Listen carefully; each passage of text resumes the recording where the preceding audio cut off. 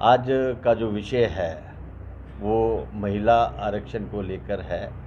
महिला आरक्षण का जो बिल संसद में पेश किया गया उसे किस ढंग से पेश किया गया और किस परिस्थिति में पेश किया गया, ये एक अपने आप में एक सवाल है।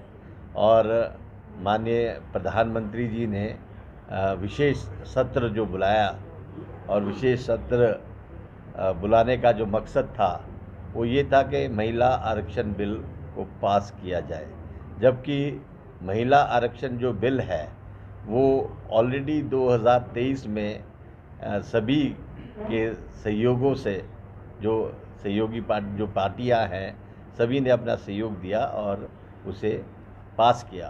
पर हम इतना पूछना चाहते हैं कि ऐसी क्या परिस्थितियां बन गई थी जो कि आनन फानन में इस बिल को लाया गया और अपने आप ही ये चाहा कि जो हमारे संसद की सीटें हैं उन्हें बढ़ा दिया जाए और फिर डिलिमिटेशन अप्लाई किया जाए। मैं समझता हूँ कि मोदी जी की मंशा जो थी वो साफ झलक रही थी कि वो चाहते थे कि ये एक षड्यंत्र के तौर पे इस बिल को लाया जाए और फिर इसे गिराया जाए। क्योंकि आपने देखा होगा कि संसद में जब ये बिल गिरा उसके बाद ही उन्होंने बड़े बड़े पैम्पलेट्स जो है वो सदन में रेज़ कर दिए, क्योंकि ये ऑलरेडी प्लान था। ये उन्होंने प्लान किया था कि ये जैसे ही हम इस बिल को गिराएंगे, क्योंकि जब पिछली बार ये बिल पेश किया था तब सभी ने उनका साथ दिया था और उस समय वो जो पार्टियां थी वो उनका जो नंबर था वो वैसे ही था जैसे इस बार था। तो ऐसा क्यों हुआ कि वो बिल गिर गया?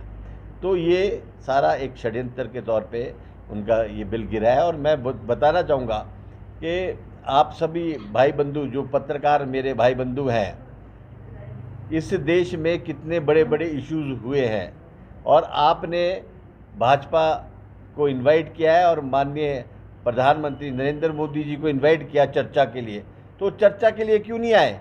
और जब ये बिल की बात आई तो उन्होंने स्पष्ट कर दिया कि 8 बजे आज मन की बात कहने मोदी जी आपके समक्ष आएंगे।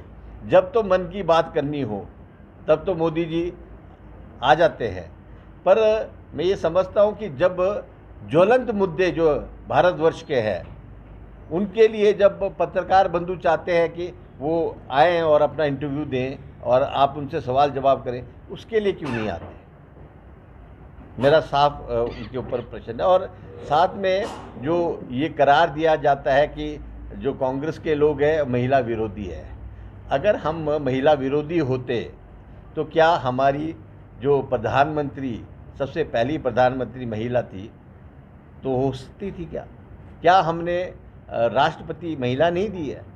क्या हमने स्पीकर जो लोकसभा के रहे हैं उनको महिला नहीं दिया है? क्या हमने और संस्थानों में महिलाओं को प्रोत्साहन नहीं दिया है क्या?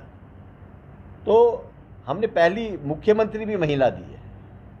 हमने जब से कांग्रेस पार्टी अस्तित्व में आई है हमने महिलाओं को सबसे ज़्यादा तरजीह दी है, सबसे ज़्यादा सपोर्ट हमने महिलाओं को किया है। और मैं तो साफ पूछना चाहता हूँ मोदी जी से, अगर वो इतने ही महिला के हितैषी होते तो क्या अपनी बीवी को साथ नहीं रखते अपने? सबसे बड़ी बात तो ये है कि आप ढोंग कर रहे हो कि महिलाओं के आप हित में हो, महिला आरक्षण आप देना चाहते हो। हमने बोला कि आप जातीय परिसीमन कीजिए, आप जातीय परिसीमन के बाद आप आरक्षण कीजिए, महिला आरक्षण कीजिए और हम तो आपके साथ हैं। हमने पिछली बारी भी आपका 2023 में भी साथ दिया था और इस बिल को 2008 में कांग्रेस पार्टी खुद लेके आई थी। तो हमने कभी भी विरोध नहीं किया है।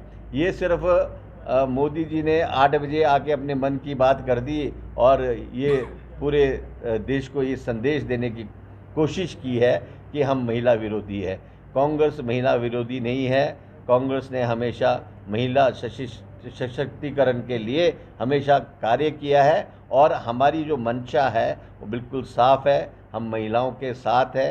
हम महिला जो आरक्षण बिल है इसे भी चाहते हैं कि ये पास हो, पर इसमें जातीय जो जनगणना है उसको किया जाए और ठीक ढंग से इसको लागू किया जाए ताकि देश की जनता को जो न्याय मिल सके।